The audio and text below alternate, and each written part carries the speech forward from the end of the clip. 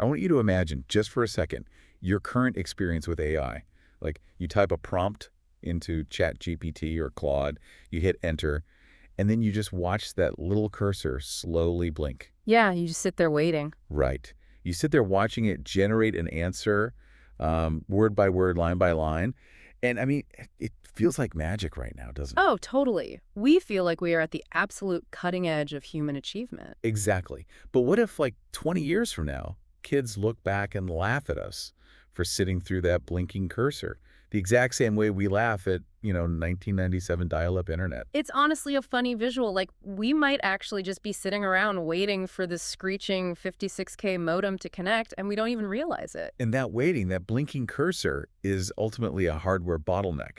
It's a physical limitation of the silicon sitting in some server rack hundreds of miles away from you. Yeah, it's not a software problem, it's a hardware reality. Right. So today, for our mission on this deep dive, we are tearing into a massive stack of tech analysis to find out if that bottleneck is about to be completely shattered. We're basically looking at a high-stakes hardware war. We really are. We are unpacking whether a radical underdog, this company called Cerebras Systems, can actually topple the trillion-dollar Goliath that is NVIDIA. And the crazy part is, they aren't trying to do it by beating NVIDIA at their own game. No, not at all. They are trying to do it by fundamentally rethinking how computer chips are built, like right from the ground up. Right, because we have sources here detailing the technical arguments from both sides. We've got stuff from Cerebras CEO Andrew Feldman and completely opposing views from NVIDIA CEO Jensen Huang. Yeah, it's a massive clash. You have this legacy GPU architecture going up against this new first principles AI native hardware design. Okay, let's unpack this. Because to understand why NVIDIA might even have a blind spot here, we have to look closely at what they're actually selling to run the AI revolution. Right, which is GPUs, graphics processing units. Yeah, and fundamentally, NVIDIA's underlying architecture is essentially a 20-year-old legacy framework, right? Exactly. I mean, NVIDIA built these things originally for rendering pixels on a screen, like for video games. Right, for making water look realistic in a PC game. Yeah, and the math required to calculate how light bounces off a 3D polygon in a game, which is basically matrix multiplication, it just happened to be the exact same type of math required to train a neural network. Which is just a massive stroke of luck. I mean, we got incredibly lucky that gaming math looks a lot like AI math. It really was a happy accident. But at its core, it is repurposed technology. Like, the chips were not born for artificial intelligence. No. But Cerebras, on the other hand, they looked at the landscape and decided to start with a completely blank piece of paper. A completely fresh start. Yeah. They designed their hardware with a true zero-based design built specifically and exclusively for the massive data flow that AI requires. Which honestly makes so much sense when you look at the historical evolution of computing hardware, right? Like, the dominant hardware always physically changes to match the dominant use case. Oh, absolutely. I mean, think about when personal computers first emerged. The paradigm was all about CPUs, right? Yeah. Central processing units doing sequential tasks. Yeah, and that paradigm is what created Intel. Exactly. Intel became the undisputed, invincible king of tech until hardware demands shifted right under their feet. Right, because the industry moved to mobile devices and smartphones, and suddenly raw computing power wasn't the most important metric anymore. It was all about battery life. Exactly. Battery life and power efficiency. And Intel's architecture was just way too power hungry. So ARM emerged with a totally different architecture designed for low power consumption, and they completely took over the mobile world. The hardware had to change because the use case changed. And now the paradigm is AI. And AI demands an entirely new AI-native hardware architecture. If we connect this to the bigger picture, there is a brilliant irony hidden in this entire hardware war. Oh, I love this part. Tell them about it. Well, NVIDIA itself was actually born from one of these exact paradigm shifts. Like, when NVIDIA first started, people told Jensen Huang he was completely crazy to challenge Intel. They thought he was out of his mind. Totally. But NVIDIA bet on a new parallel processing graphics paradigm, and they won. And then they rode that graphics wave right into the AI wave. Right. And now Andrew Feldman and Cerebras are betting that the AI native paradigm will do the exact same thing to NVIDIA. It's the circle of tech life. Someone is always coming for the crown. But we really need to get into the actual physical chips here. Yeah. Because the engineering clash is just wild. It's completely different philosophies. Yeah. So we're basically looking at three main players today. We have NVIDIA, we have Cerebras, and another major startup called Grok, G-R-O-Q. Right, and to understand who actually wins this, we have to look at the massive amount of data an AI model requires and how these different architectures physically move that data around. Because it's really all about data gravity, isn't it? Exactly. So NVIDIA's current approach is to take multiple incredibly powerful GPU chips and connect them all together at very high speeds to create a larger system. Okay, so it's like a sprawling transit system connecting several major cities. It's powerful, you can move a lot of freight, but moving between those cities takes time. Right. There is an actual physical distance the data has to travel. Okay, so then you have Grok.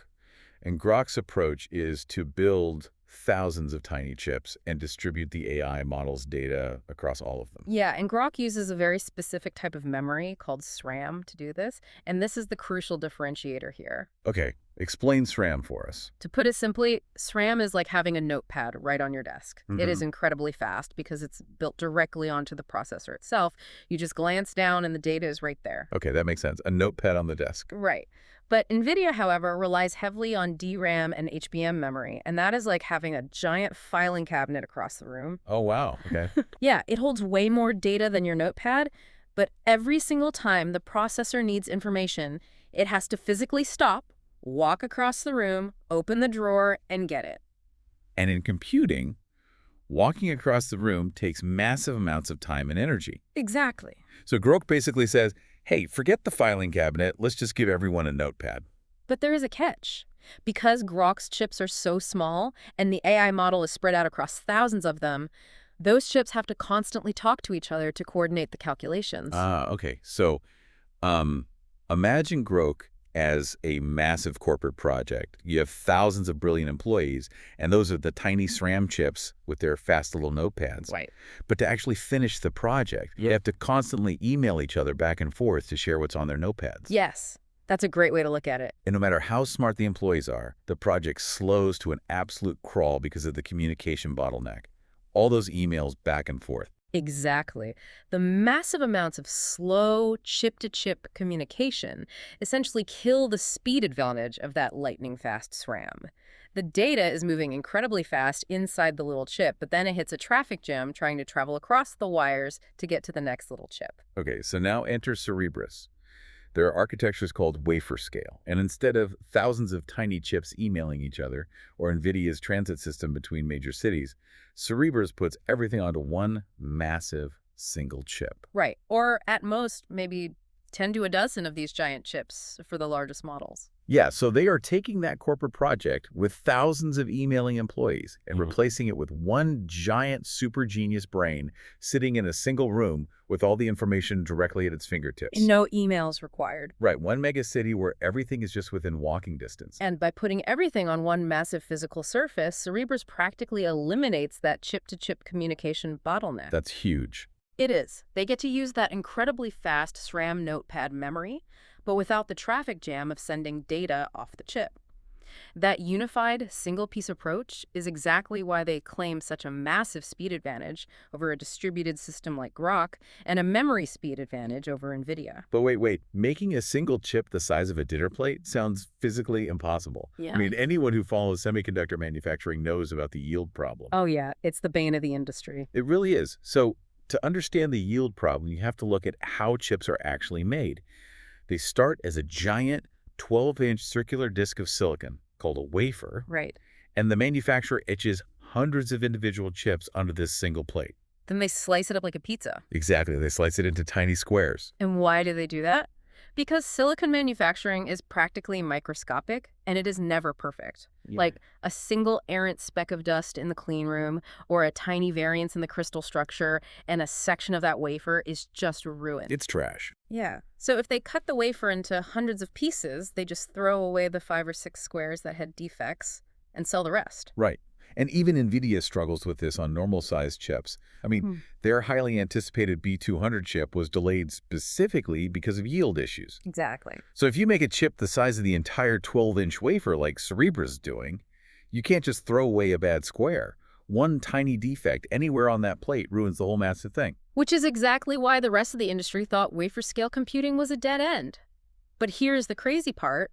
Cerebras actually solved the yield problem for massive chips 7 years ago. Wait, how do you solve dust on silicon? You can't just ignore a broken transistor, right? You build around it. They essentially design extra redundant cores into the wafer. Oh, wow. Yeah. They map out the entire massive chip after it's manufactured, they find the microscopic defects, and the software just treats those broken areas like a pothole on a highway. It just reroutes the data traffic around the bad sectors using the redundant cores. So the giant chip still functions perfectly as a single unified brain. Exactly. And that 7-year lead on solving the yield problem, it isn't just a technical victory. It's the exact reason why things have gotten so heated between the two CEOs. Oh, the drama is real. It is. You have Jensen Huang of NVIDIA and Andrew Feldman of Cerebras, and their public stances on this architecture couldn't be more opposed. It is a fascinating standoff to watch. Jensen Huang was asked directly in an interview by Dwarkesh Patel if NVIDIA would ever try the massive chip wafer-scale approach. And knowing Jensen Huang, I have to imagine he completely brushed that off. Oh, totally dismissive. He said NVIDIA has already tested the wafer-scale idea in their own internal simulators. And what did the simulator say? His conclusion was that the physics simply aren't superior to NVIDIA's current architecture. In his view, the only reason NVIDIA doesn't do it is because their simulations show it just isn't better. But Andrew Feldman's argument is that NVIDIA simply can't do what Cerebras does. Like, it isn't a matter of choice, it's a completely different engineering discipline. Right. Feldman argues that even if NVIDIA swallowed their pride today and decided to pivot to wafer-scale, it would take them 5 to 7 years to replicate the manufacturing pipelines and the software routing that Cerebras has built. He straight up claims Cerebras is a full 10 years ahead of NVIDIA in this specific type of engineering. Yeah, Feldman is definitely not lacking in confidence when it comes to his tech. Oh, not at all. I mean, in a recent interview around the timing of their IPO, he was asked, how much market share could Cerebras realistically steal from NVIDIA? And what did he say? Without missing a single beat, Feldman immediately answered, all of it. Wow, a very bold statement to make when your competitor is literally the most valuable company on the planet. Right. He caught himself and quickly backtracked, adding, well, enough to make them angry. But, all of it was his honest belief. Oh, for sure. But wait, hold on. I need to take a step back here. Because if Cerebras is actually a decade ahead in hardware, and this massive chip completely eliminates the memory bottleneck, why is NVIDIA still the one printing money? It's a great question. Like, why is every major AI company on Earth still begging for NVIDIA chips to train their models? That is the multi-trillion-dollar question right there. And the answer has almost nothing to do with the physical hardware. It has everything to do with NVIDIA's software moat, which is called CUDA. Right, CUDA. And CUDA isn't just a programming language. It is a deeply embedded ecosystem. It is 15 years of software libraries, debugging tools, compiler optimizations, and community forums.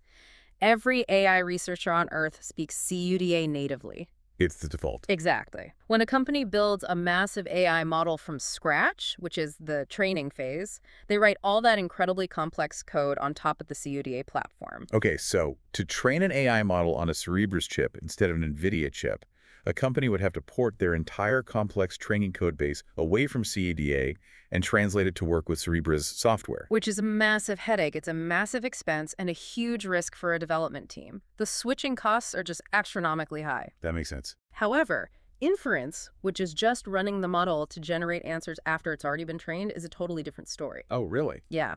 Migrating an inference workload from NVIDIA hardware over to Cerebras hardware only takes about 10 lines of code. Wait, really? Just 10 lines? Just 10 lines. So that is the wedge. You just export the finished weights of the model, plug them into Cerebras with 10 lines of code, and you completely bypass the CUDA hurdle. Precisely. Cerebras is actually incredibly fast at training, but they are focusing aggressively on inference right now because the barrier to entry for their customers is practically zero. You don't have to rewrite your company's foundation. Nope. You just switch the engine that answers the user's question, and the speed advantage is instantly noticeable. Okay, here's where it gets really interesting. Because that speed advantage brings us back to Feldman's dial-up versus broadband analogy. Oh, this is a great analogy. Right. He says using current AI for inference, like sitting there watching that blinking cursor generate text on ChatGPT, is exactly like using 1997 dial-up internet. You type a prompt, you wait, you ask for code, you wait. And we tolerate it because we just don't know any better. We think it's a miracle that the machine is speaking to us at all, just like we thought it was a miracle when a grainy photo slowly loaded over a phone line back in 1997. Exactly. But Cerebras is broadband. They are offering instantaneous real-time generation. You hit enter, and the entire essay is just there. The whole block of code is generated in the blink of an eye. It's a completely different user experience. It is. And this leads to Feldman's $0 market theory, which is just a brutal economic argument. The theory argues that the market size for slow internet is exactly $0. I mean, think about it for yourself. If I told you right now that you had to downgrade the data plan on your smartphone back to 3G speeds, how much would you pay for that service? I wouldn't use it even if it were free. The friction is just way too high once you've experienced instant loading. None of us would. Once fast internet exists, literally no one voluntarily uses the slow version. Therefore, Feldman's theory states that whoever builds the fastest AI inference chip will ultimately monopolize the market. Because if Cerebras can give you a complex answer in 0-point-something seconds, the market demand for an AI that takes 10 seconds to generate the exact same paragraph drops to zero. It just vanishes. What's fascinating here is that this speed advantage also bypasses a massive physical roadblock in the global supply chain. Right, the supply chain issues are huge right now. They are. We talked earlier about NVIDIA relying on DRAM and HBM memory, those filing cabinets across the room. Well, right now, the global supply of those specific HBM memory chips is highly constrained. Yeah, only a few fabrication plants on Earth can make them, and packaging them onto the GPU is incredibly complex. It is bottlenecking the entire industry. TSMC, the company that actually manufactures the chips, has limits on how fast they can co-package those specific memory modules. But because Cerebras uses SRAM, the notepad memory built directly into the silicon wafer, they bypass those brutal supply chain bottlenecks entirely. They aren't waiting in the same line for parts that NVIDIA is. They're playing a completely different game with different pieces. And we should be clear here, because sometimes these architectural debates sound like theoretical physics or, science fiction vaporware. Right, like it's just a concept. Yeah, but Cerebras is highly operational. They have a $1.5 billion investment. They have over 5 years of hard research and development already deployed. They are out of the lab and in the data centers right now. Major players are actively routing workloads to their hardware. Companies like Perplexity, which relies on incredibly fast search synthesis, and Devon, the autonomous AI software engineer. Real clients doing real work. And to top it all off, the physical engineering milestone is so widely recognized that a Cerebras wafer-scale chip is already sitting behind glass in the Computer History Museum. That really says something. You don't get put in a museum for a PowerPoint presentation. You definitely don't. It serves as physical proof that wafer-scale computing isn't just possible, it's practical. Regardless of how the market battle plays out against NVIDIA's CEDA mode, the engineering barrier has been broken. It really has. So what does this all mean?